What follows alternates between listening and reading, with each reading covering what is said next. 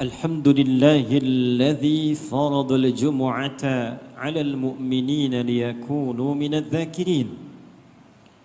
نصلي ونسلم على سيدنا محمد الذي اصطفاه ربنا ليكون سيد الأنبياء والمرسلين، فصلوات الله عليه وسلامه التام وعلى آله وصحبه وذرياته وأمته إلى يوم الدين. أما بعد، فيا أحباب الله وأحباب رسوله صلى الله عليه وسلم، أوصي نفسي وإياكم بتقوى الله فقد فاز المتقون، فلا تموتن إلا وأنتم مسلمون. فقال تعالى: يا أيها الذين آمنوا اتقوا الله حق تقاته ولا تموتن إلا وأنتم مسلمون. Hadirin jamaah Jumat rahimani wa rahimakumullah.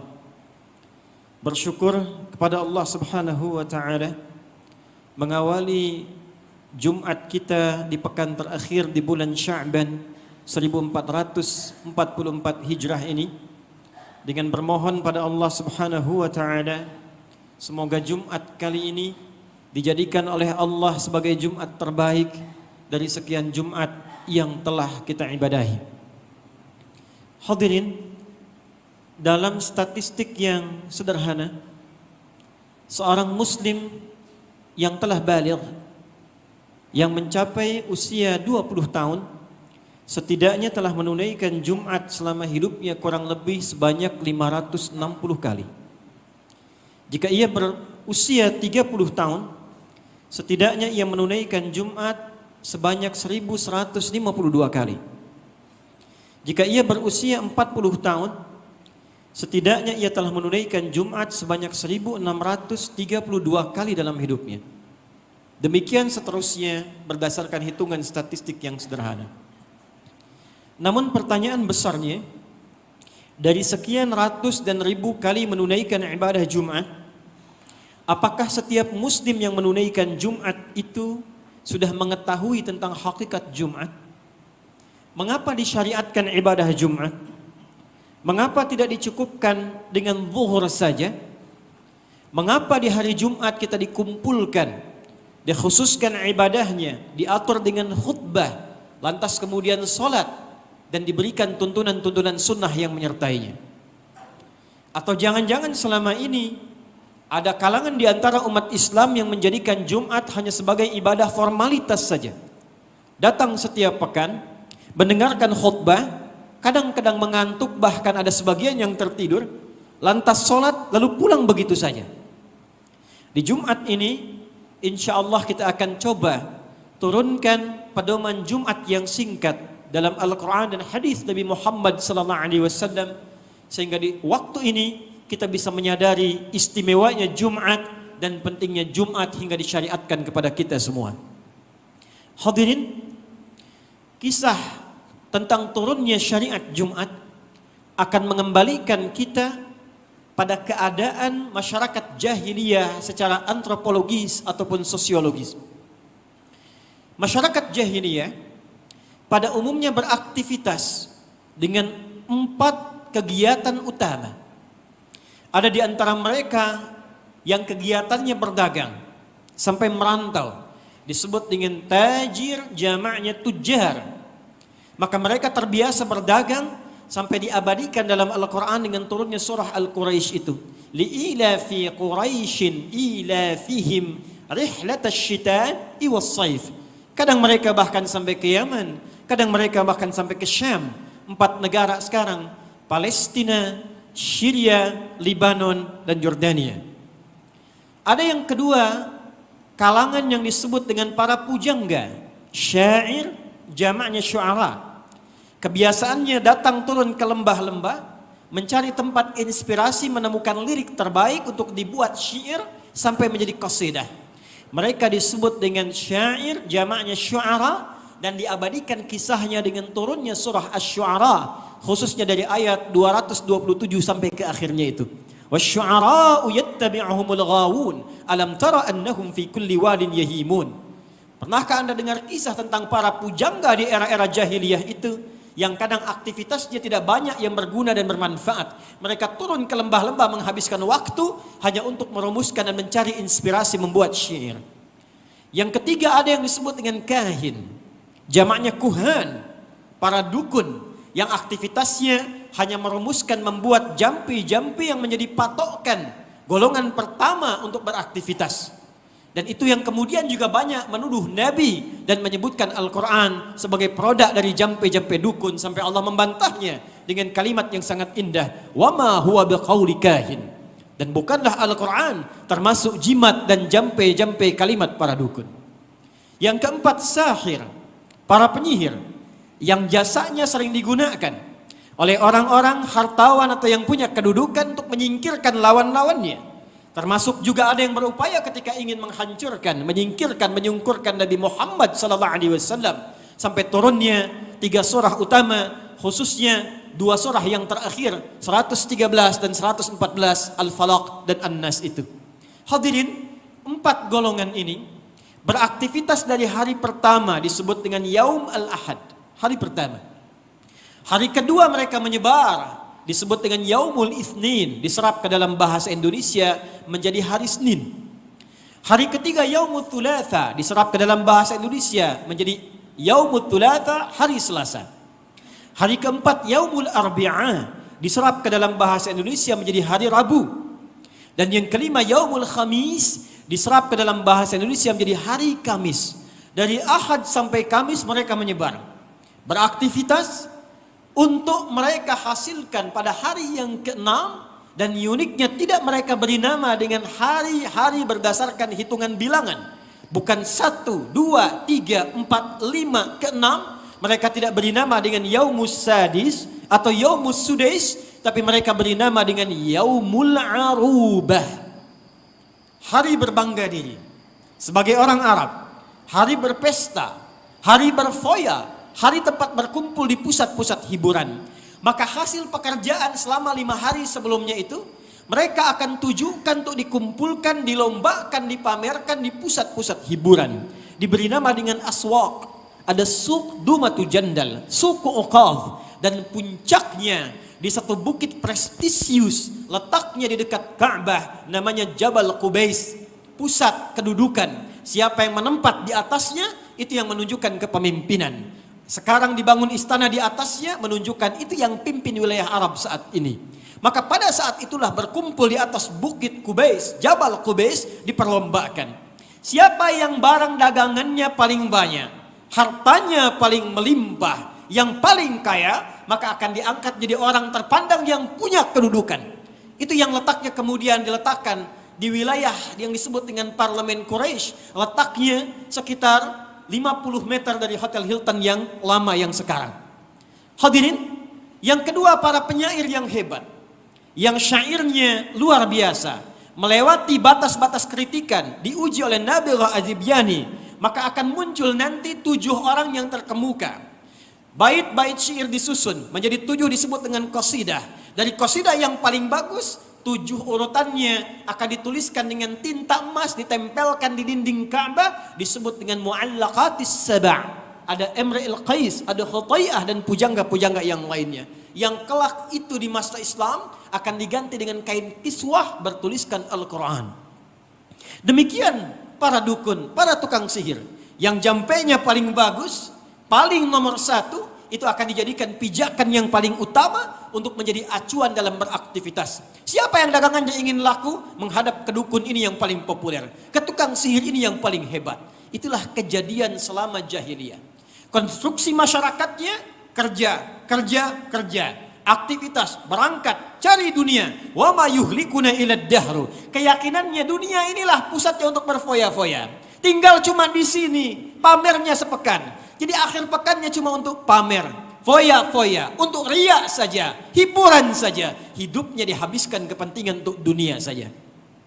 Maka ketika Nabi Muhammad SAW diutus untuk mencerahkan, membawa risalah berkemajuan, sesaat sebelum hijrah ke Yathrib, yang kelak akan menjadi kota yang sangat bersinar kemuliaannya, membawa risalah pencerahan dengan kemajuan yang berperadaban menjadi nama Al-Madinah Al-Munawwarah, maka sesaat sebelum berangkat turunlah satu petunjuk dari Allah yang ingin merubah tatanan masyarakat beriman yang mesti beda pola hidupnya dengan kalangan jahiliyah. Yang sudah beriman harus berbeda dengan jahiliyah. Aktivitasnya tidak sama, kumpul-kumpulnya mesti beda, visi hidupnya harus tertata. Maka turunlah kemudian surah ke-62 itu, khususnya ayat yang ke-9 sampai dengan ayat yang ke-11-nya.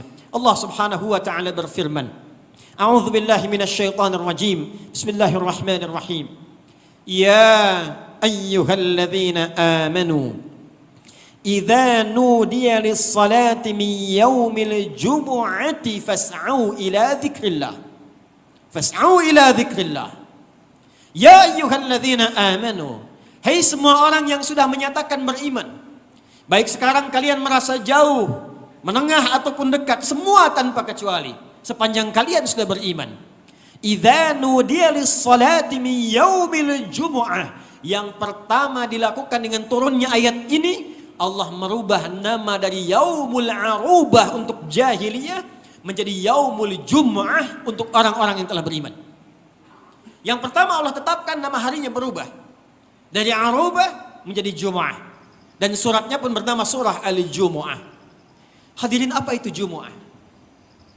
Sampai kemudian Allah wajibkan satu aktivitas ibadah untuk menunjukkan perbedaan cara hidup, pola hidup, visi hidup dengan masyarakat jahiliyah. Maka yang pertama namanya disebut dengan Jumu'ah, sifat dari kata al-jama'. Tempatnya disebut dengan jami'. Masyarakat yang datang disebut dengan mujtama' al-islami. Sifatnya disebut dengan Jumu'ah, asalnya dari kata al-jama'. Jama' hadirin punya 3 arti yang pokok. Satu, datang berkumpul. Yang kedua, saling mengenal di antara yang kumpul. Dan yang ketiga, saling mengisi di antara orang yang telah saling mengenal itu. Sifatnya disebut dengan Jumu'ah. Jadi Jumat ketika disyariatkan, bukan hanya meminta Anda, saya, kita untuk datang sekedar kumpul. Kalau cuma kumpul, jangankan di Jumat, di stadion bisa kumpul. Di pasar ada yang kumpul. Di pusat hiburan banyak yang kumpul-kumpul. Maka Allah inginkan yang pertama, sifat orang yang beriman itu, sekalipun berkumpul, kumpulnya ada maknanya. Bukan crowded, bukan hanya perkumpulan, tapi membentuk society. Satu perkumpulan yang saling mengisi dan saling menginspirasi. Datang. Di antara yang datang itu kedua, saling mengenal. Jadi bukan sekedar datang, duduk, dengar khutbah, kadang ngantuk, bahkan tertidur, lalu sholat 2 rakaat dan pulang tanpa kenal apapun, tanpa paham apa yang disampaikan. Itu bukan Jumat namanya. Jumat yang diinginkan Anda datang. Kenali siapa yang hadir di samping Anda. Siapa yang duduk samping kanan Anda, kiri Anda, depan Anda, belakang Anda. Karena itulah sifat Jumat mengumpulkan jamaah yang lebih besar. Kalau harian ada sholat jamaah, yang datang mungkin orang sekomplek, sedaerah, satu RT. Tapi Jumat kita punya teman lebih banyak. Kenali siapa yang hadir di sekitaran Anda. Lalu setelah itu praktekkan makna huruf ta dalam kalimat jama', Jumu'ah, saling mengisi. Karena itu tidak pernah terjadi Jumat di era Nabi, kecuali diketahui siapa yang hadir di Jumat itu. Dari mana dia berasal? Apa kebutuhannya?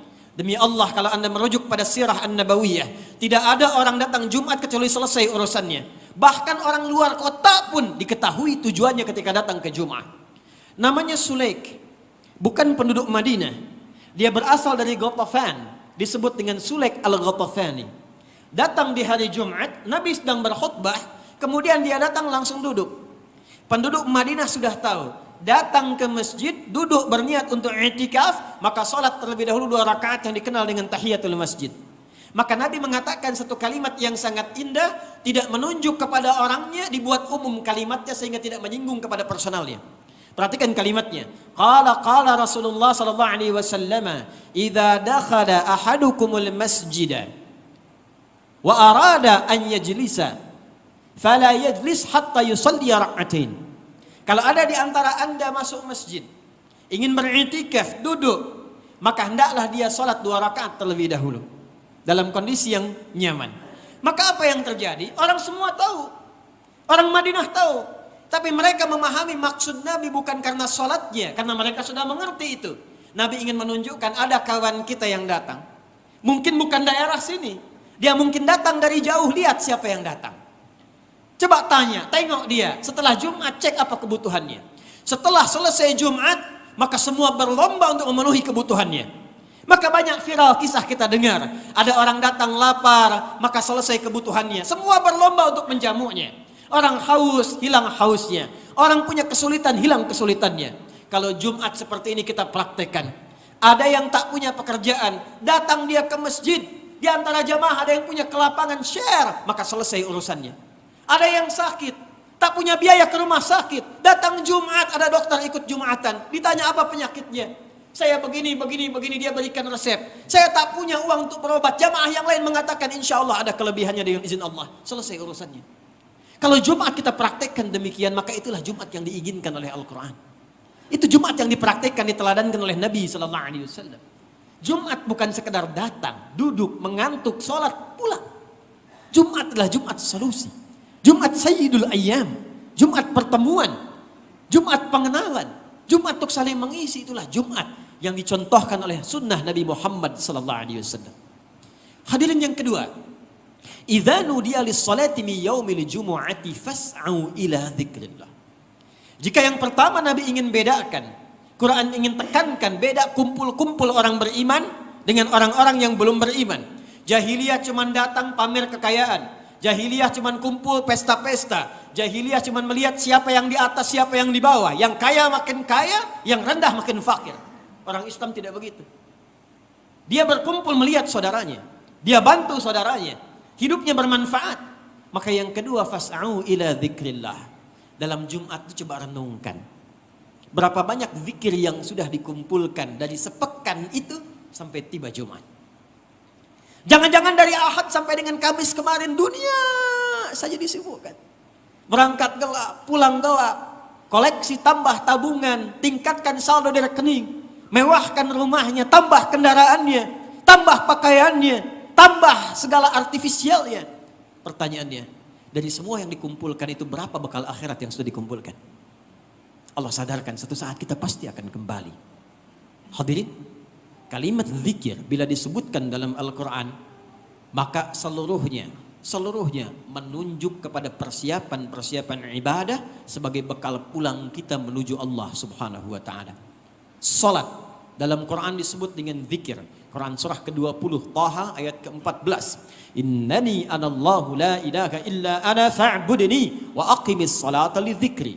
Quran dalam Al-Quran disebut dengan zikir. Quran surah ke-15 ayat ke-9. Inna nahnu nazzalna dzikra wa inna lahu lahafizun. Bahkan menghafal Quran 4 kali disebutkan sebagai zikir. Quran surah ke-54 ayat 17, ayat 22, ayat 32, ayat ke-40. Walaqad yassarnal Qur'ana lidzikri fahal mim muddakir. Berdoa membangun hubungan dengan Allah disebut sebagai zikir. Quran surah ke-7 ayat 205. Wadhkur rabbaka fi nafsika tadarruan wa khifatan wa dunal jahri minal qaul. Kalimat thayyibah subhanallah, alhamdulillah, Allahu akbar, istighfar disebut dengan zikir. Quran surah ke-4 An-Nisa ayat 103. Fa idza qadaytumus salata fadhkurullaha qiyaman wa qu'udan wa 'ala junubikum. Pekerjaan Anda yang cari infak itu, nafkah untuk keluarga, Anda belajar di kampus, itu bagian dari zikir. Zikir umum sifatnya. Quran surah ketiga Ali Imran ayat 191. Alladzina yadhkuruna Allaha qiyaman wa qu'udan wa 'ala junubihim wa yatafakkaruna fi khalqis samawati wal ard. Rabbana ma khalaqta hadza batila subhanaka faqina 'adzaban nar. Maka konsep hidup umat Islam itu visinya jangka panjang. Quran surah ke-59 ayat 18. Ya ayyuhalladzina amanu taqullaha wal tanzur nafsum ma qaddamat lighad. Ghad di sana tanpa alif lam, maknanya sampai akhirat. Hidup kita bukan hanya di sini. Dunia ke alam kubur. Alam kubur hisab di hari kiamat. Ditentukan di akhirat surga atau neraka. Dan kita yakin dengan itu. Rukun iman yang kelima, yaumul akhir, kita yakin. Kita yakin adanya kubur, adanya nar, adanya jannah. Karena itulah kemudian kita diberikan pedoman untuk bersiap. Lantas kalau cuma cari dunia, jahiliyah sudah khatam. Karena mereka memahami hidupnya hanya untuk dunia. Kerja saja, silahkan pintar sepandai-pandainya. Silahkan cari ijazah sehebat-hebatnya. Cari ilmu sampai jadi yang paling pandai. Buat apa? Anda mau kumpulkan dunia, pengen dapatkan Nobel, bagus. Dunia Anda akan bahagia, dunia Anda sukses. Sekarang tanyakan sampai Jumat ini, berapa persiapan untuk alam kubur Anda? Berapa persiapan untuk akhirat Anda? Islam menata keseimbangan, dunia sukses sehebat-hebatnya. Kalau kaya, jangan tanggung, yang paling tinggi kayanya. Bukankah sudah khatam kita tentang kisah Utsman bin Affan, Abdurrahman bin Auf, Tamim Ad-Dari, rahimahumullahu jami'an, radhiyallahu ta'ala anhum jami'an. Bukankah hafal kita tentang Ali bin Abi Thalib yang jenius, Amr bin As yang jenius dalam karirnya, diplomatnya, keilmuannya, dan semua luar biasa. Al-Kindi, Al-Ghazali, Ibn Sina, Al-Farabi, Al-Khawarizmi, semuanya mereka sukses dunianya, jabatannya tinggi, tapi lihat bagaimana tahajudnya. Imam An-Nawawi dalam kitab At-Tibyan fi Adab Hamalatil Quran melukiskan bagaimana seorang Utsman bin Affan, Abdurrahman bin Auf radhiyallahu taala anhuma, Tamim Ad-Dari radhiyallahu taala anhu, sukses dagangnya, sukses bisnisnya, tak pernah tinggal tahajud, bahkan sampai dengan khatam Al-Quran. Bagaimana Umar bin Khattab zikirnya kepada Allah, bagaimana Abu Bakar As-Siddiq, bagaimana Ali bin Abi Thalib, bagaimana Imam Al-Bukhari, bagaimana ulama-ulama kita, Imam Asy-Syafi'i yang khatam dalam setiap hari Quran sekali, Ramadan 2 kali dalam sehari, 60 hari, 60 kali dalam 1 bulan. Imam Malik yang salatnya sampai 300 rakaat, saat uzurnya 150 rakaat. Di mana kita semua? Sedangkan kita berkata mengharapkan surga, ingin husnul khatimah. Jangan-jangan sampai detik ini, dalam sepekan ada yang belum sempat jamaah dilakukan. Dalam sehari berapa kali ke masjid? Berapa kali jamaah? Kita khatam hadisnya, kita tahu ayatnya, kita tahu salat jamaah lebih utama daripada sendirian, kita tahu fadilah masjid, kita tahu keutamaan Al-Quran. Tapi dari sekian yang tahu berapa yang dipraktekkan? Mu'adz, anak kecil usia 4 tahun, matanya orang sebut buta, kami menamainya, Allah berikan rahmat, ditutup pandangannya dari maksiat sejak kecilnya ia. Dia minta kepada ayahnya, ayah tolong antar saya untuk menghafal Quran. Mesir tempatnya. Motornya motor yang sangat luar biasa terbelakangnya, dimodifikasi oleh ayahnya. Motor yang sederhana itu dijadikan sebagai alat transportasi dunia untuk menggapai akhiratnya. 20 km mereka berjalan dengan motor sederhana itu menghafal Al-Quran. Ayahnya memodifikasi dashboardnya, menyimpan setiap hafalan yang telah selesai dia tuliskan. Dia kendarai di depan, dia cek hafalan anaknya di belakang. Selesai menghafal tuntas, selesai 30 juz, bapak yang mengantar belum khatam, anak yang diantar khatam. Viral kisahnya di Timur Tengah. Datang reporter, ada yang dari Qatar, dari Kuwait mau wawancara. Karena suaranya yang bagus, kisahnya yang viral, ditanya, ya Mu'adz, kalau engkau diperkenankan untuk berdoa dan dikabulkan oleh Allah saat ini, dikabulkan oleh Allah saat ini, apa yang kau mintakan di hadapan Allah? Semua berasumsi beliau akan meminta seperti Al-Imam Al-Bukhari yang matanya buta, ibunya memohon kepada Allah untuk disembuhkan. Tercantum dalam kitab Fathul Bari, dalam syarah Sahih Al-Bukhari, mohon minta pada Allah dengan barakah Quran. Ketika baca surat Qaf, ibunya memohon dalam mihrabnya, disembuhkan oleh Allah, matanya melihat kembali. Dikira akan memohon demikian, tapi jawaban Mu'adz, perhatikan kalimatnya, wallahi, jika aku diperkenankan untuk bermohon dan dikabulkan oleh Allah, aku akan memohon kepada Allah dan merasakan ketika dihisab sendirian. Tak ada lagi ayah yang menemani, tak ada lagi syekh yang membimbing. Aku akan dihisab sendirian bersama Allah, maka aku akan mohon kepada Allah saat ini. Ya Allah, jika memang bekal Quran yang telah aku hafalkan belum dianggap cukup untuk mendapatkan rahmat-Mu sampai detik ini, mohon kurangi siksaku di neraka dengan Quran yang telah aku hafalkan itu. Anak kecil, usia 4 tahun, dan belum masuk kategori hisab.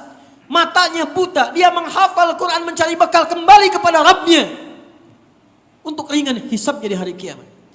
Anda sampai hari ini diberikan 40 tahun, 50 tahun, 60 tahun, dunia sukses, kendaraan bagus, motor luar biasa, mobilnya luar biasa, rumah mewah, kerja ada AC-nya, sekolahnya begitu luar biasa, akses semua bisa didapatkan, handphonenya bisa digunakan untuk merekam. Dengan usia dan fasilitas yang luar biasa, sampai detik ini masih belum punya waktu untuk sekedar membaca Al-Quran.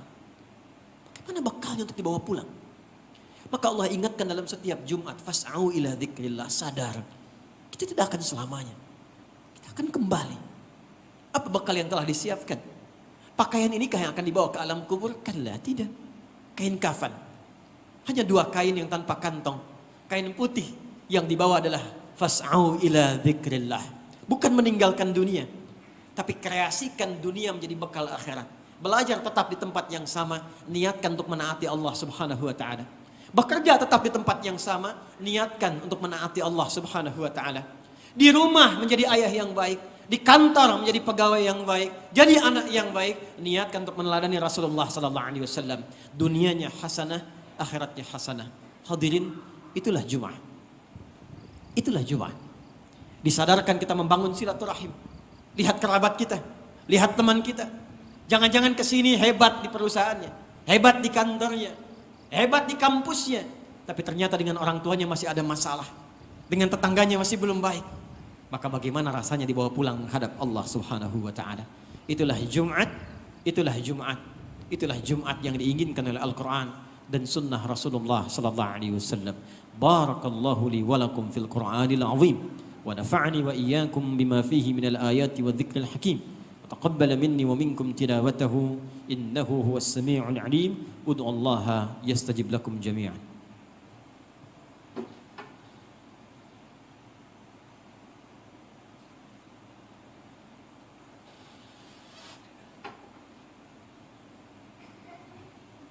Alhamdulillah wassalatu wassalamu ala rasulillah wa ala alihi wa sahbihi wa man walah wa ba'd. Faya ahbab Allah wa ahbab rasulih sallallahu alaihi wasallam, usi nafsi wa iyyakum bitaqwallahi faqad faza almuttaqun fala tamutunna illa wa antum muslimun. Faqala ta'ala ya ayyuhalladhina amanu ittaqullaha haqqa tuqatih wa la tamutunna illa wa antum muslimun. وقال يا أيها الناس اتقوا ربكم الذي خلقكم من نفس واحدة وخلق منها زوجها وبث منهما رجالا كثيرا ونساء واتقوا الله الذي تساءلون به والأرحام إن الله كان عليكم رقيبا. Hadirin, sebelum kita berdoa memohon kepada Allah Subhanahu wa taala, perkenankan khatib menegaskan, Jumat disyariatkan bukan sekedar kita untuk datang mendengarkan khutbah, salat 2 rakaat dan pulang begitu saja. Jumat itu adalah pedoman berkehidupan dengan visi yang sangat panjang. Maka Jumat menghimpun kita untuk saling mengenal, saling mengisi, menguatkan persaudaraan. Jangan lagi ada orang Islam tak peduli dengan yang lainnya. Jangan lagi ada orang Islam sakit, tidak mengenal, tidak mampu menginspirasi. Maka jadikan Jumat saat ini untuk Jumat solusi dan saling menguatkan di antara kita. Jumat membangun pesan ketaatan yang pokok dan kuat kepada Allah. Ingat, suatu saat kita akan kembali. Maka mohonlah untuk keluarga Anda, pulang lihat istri Anda, lihat anak Anda, lihat orang tua Anda, lihatlah diri kita, apakah akan dipertemukan kembali di akhirat. Maka manfaatkan Jumat dari sekian waktu yang singkat untuk bermohon, dan satu yang dikabulkan oleh Allah Subhanahu wa taala untuk memberkahi keluarga kita dan kita semua dalam kebaikan. Maka mesti berbeda antara jahiliyah dengan alladzina amanu. Mari kita berdoa, bermohon dengan khusyuk pada Allah Subhanahu wa taala.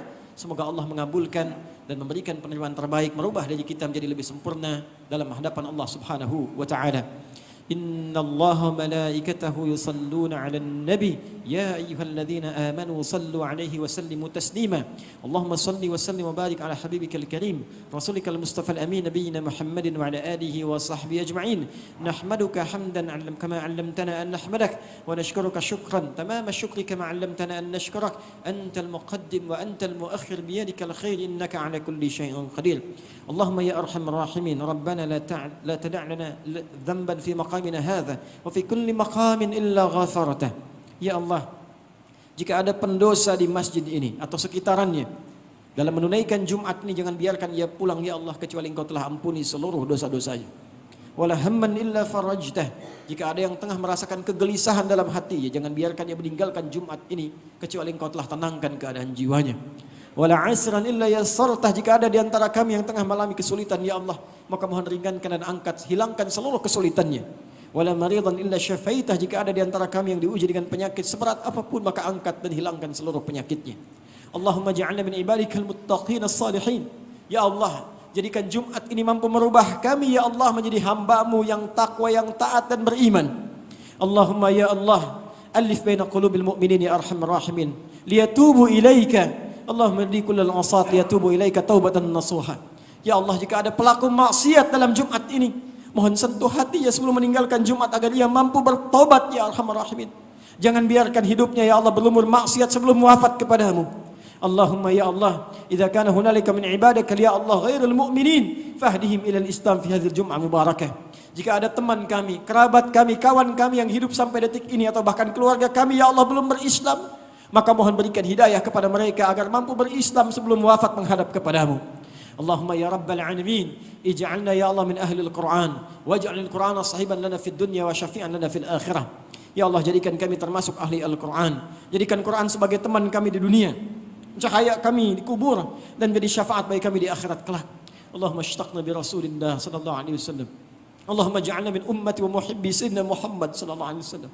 Ya Allah, kami merindukan Rasulullah sallallahu alaihi wasallam. Jadikan kami termasuk kalangan pecinta Rasulullah sallallahu alaihi wasallam. Jadikan kami umat yang menaati sunnah Rasulullah sallallahu alaihi wasallam. Allah wahid sufufana ya arhamar rahimin wa jannibna minat tafraqah. Ya Allah, satukan saf kami, jauhkan kami dari perpecahan. Wahfad baldatana Indonesia, ya Allah, wahfad umara'ana waj'alhum udala. Ya Allah, jaga para pemimpin kami. Berikan hidayah kepada mereka agar bersikap adil dalam memimpin. Ringankan hisab mereka dan berikan taufik pada mereka ya arhamar rahimin.